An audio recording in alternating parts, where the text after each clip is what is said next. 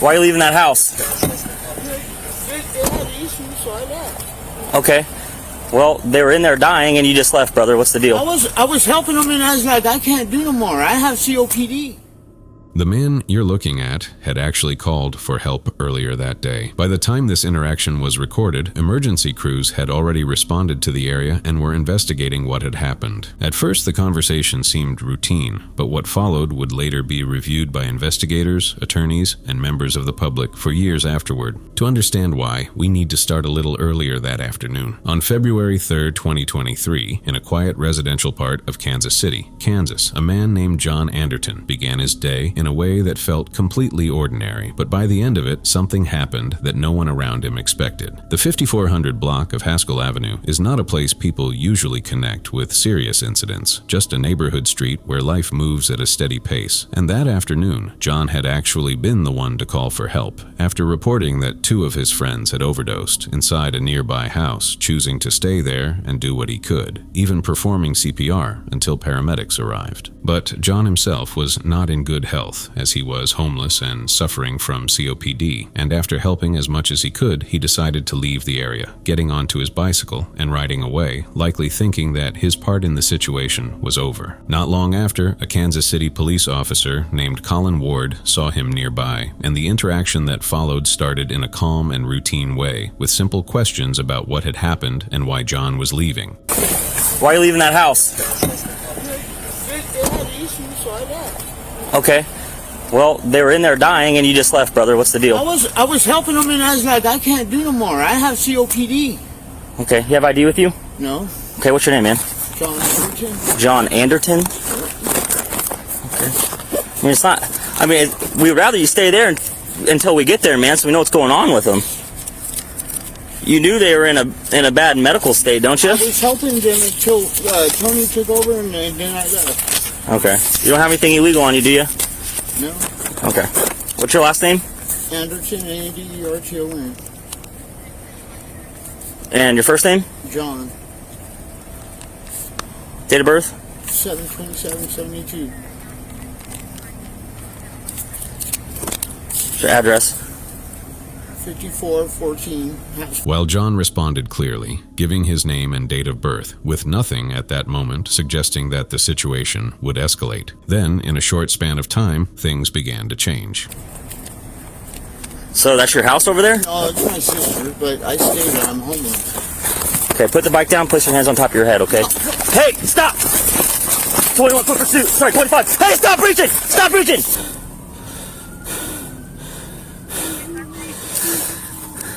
I still have him at gunpoint. I think he's got a gun in his hand. I need a shield.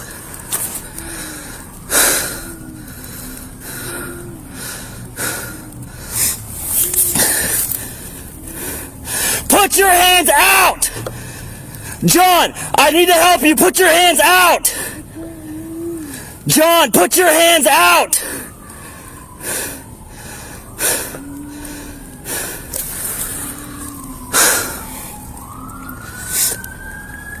.25, I'm to the north of my car. I need a shield and a couple more units.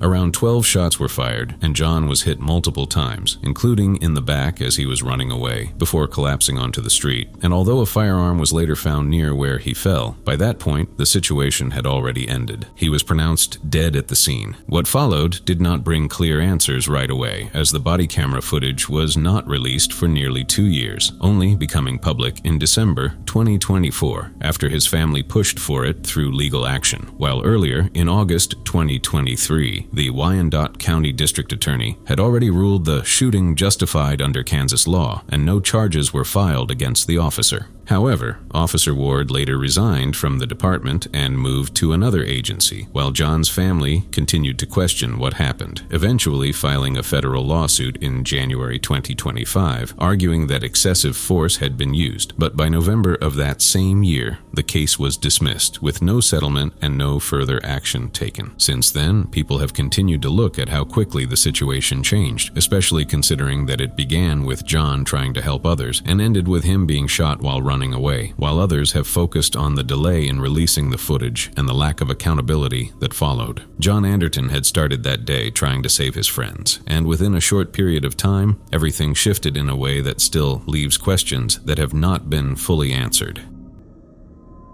On the afternoon of February 16, 2026, spectators inside the Dennis M. Lynch Arena in Rhode Island were watching a standard high school hockey game. Out on the ice was a player for the Blackstone Valley Co-op team named Colin Dorgan. Like many other players that day, several members of Colin's family had gathered in the stands to watch him play. The group included his mother Rhonda, his 23-year-old brother Aiden, his grandparents, and a family friend.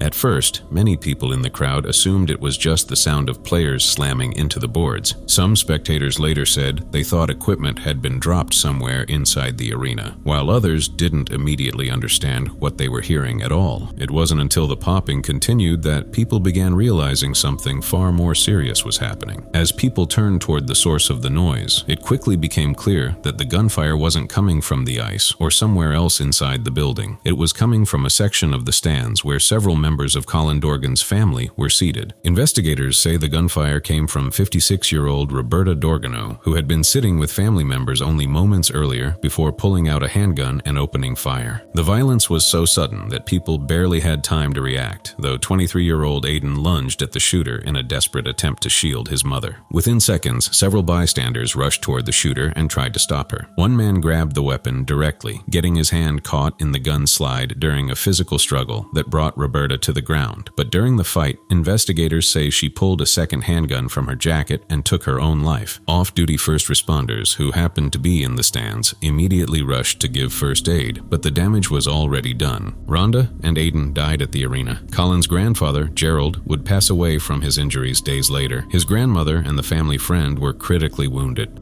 What happened? He shot my family, and he's dead now. He has mental health issues. Any idea why he would have done this? He's sick. He's very sick. He's just very sick. If you have a loved one who you think is sick, trust your gut. Because Roberta died at the scene, there was never a trial. Authorities ultimately closed the case as a targeted murder-suicide. Investigators examined years of family disputes, legal conflicts, and estrangement in an effort to understand what led to the shooting, though some questions surrounding Roberta's motive may never be fully answered. Despite losing his mother, brother, and grandfather in a single afternoon, Colin returned to the ice just weeks later and ultimately helped lead Blackstone Valley Co-op to a state championship. For many people who followed the story, that became one of the few positive moments to emerge from an otherwise devastating day.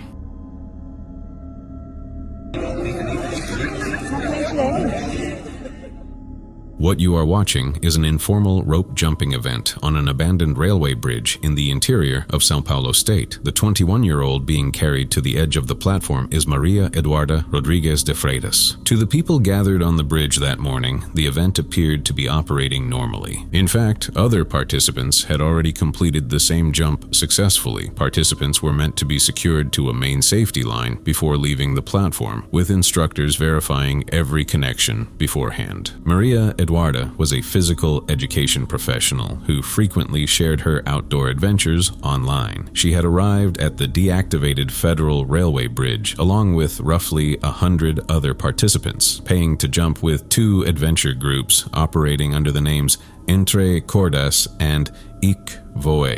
In the days that followed, investigators began examining the groups responsible for organizing the event. What they found would later become important in understanding how such a basic safety failure could occur.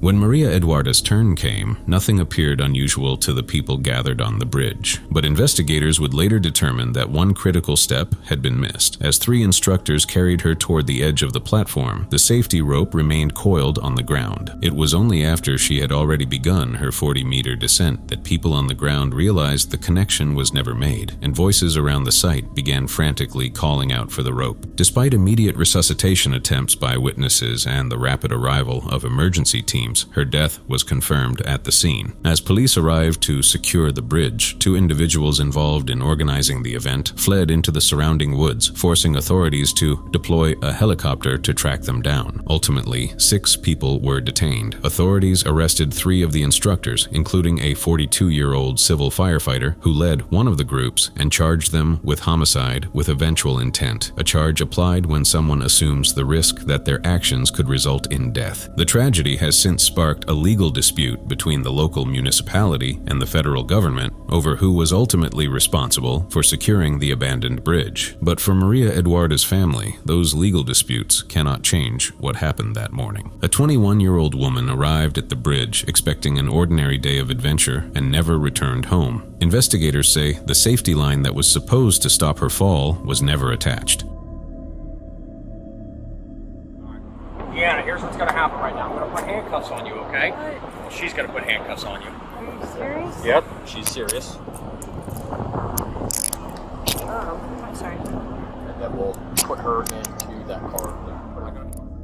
The woman you just saw being taken into custody wasn't arrested at the scene. In fact, investigators spent nearly 2 days reviewing surveillance footage, witness statements, and emergency calls before charges were filed. What started that afternoon with a series of 911 calls would eventually lead detectives to a beach access ramp in Daytona Beach shores. But at the time, nobody knew where those calls were going to lead. 911, what's the address of your emergency? Yes, there's a drunk driver, black Chevy truck going down Peninsula towards Dunlawton at the time being. With the Pennsylvania license plate.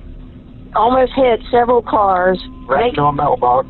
Ran into a trash can, making a U-turn in the middle of Peninsula, tried to pass 2 separate times driving down the wrong side of the road. On June 1st, 2026, in Daytona Beach Shores, Florida, Tammy Jo Baker started what should have been just another normal workday. For years, she had worked as a toll booth attendant at the Dunlawton Avenue Beach Access Ramp, greeting locals and tourists as they made their way onto the beach. That Monday afternoon, she arrived for her shift and stepped into the toll booth just as she had done countless times before, likely expecting the day to pass like any other. At around the same time, 35-year-old Deanna Harrell of Ormond Beach was driving a black pickup truck through the area. Earlier that day, she had reportedly been sent home from work and later stopped at a local lounge where investigators believe she consumed several alcoholic drinks before getting back behind the wheel. As the afternoon continued, people began calling 911 to report a truck driving dangerously through nearby streets. Witnesses described the vehicle going the wrong way, making illegal turns, nearly striking other cars, and hitting objects along the road. For several minutes, the truck continued moving through traffic while people watched and tried to stay out of its path. Then, everything changed.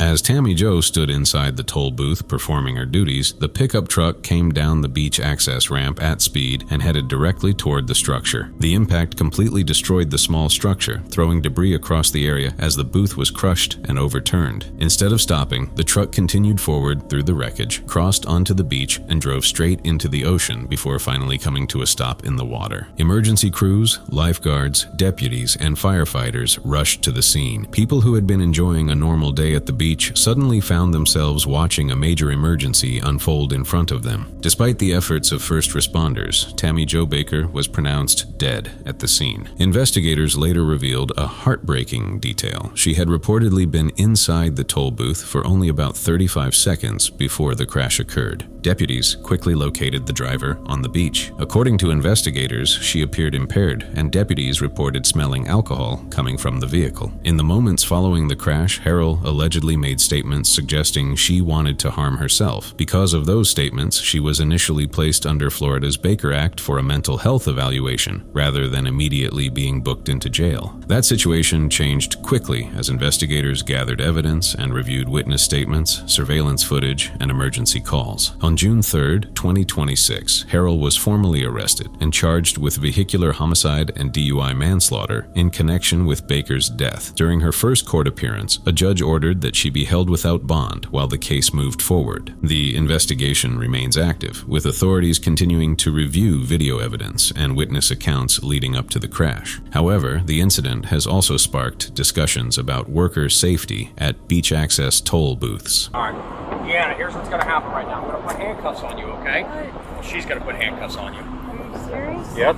she's serious. Oh, I'm sorry. And then we'll put her into that car. Put her in the car right now? Yes. And we'll tell you what's going on in a minute.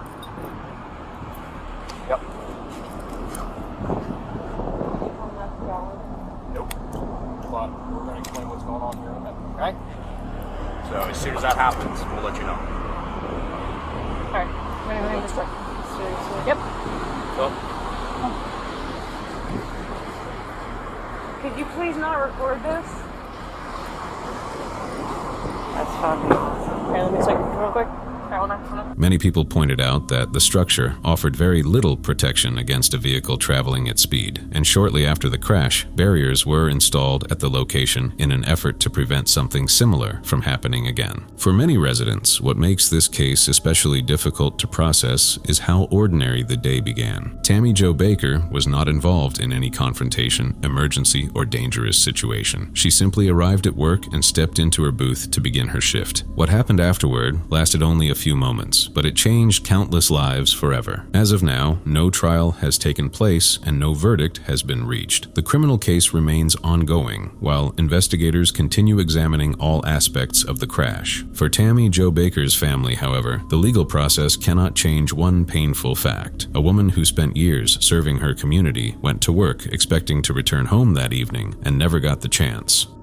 If you stayed till here, thank you so much. If you have any suggestions or a case you want me to cover next, just drop it in the comments.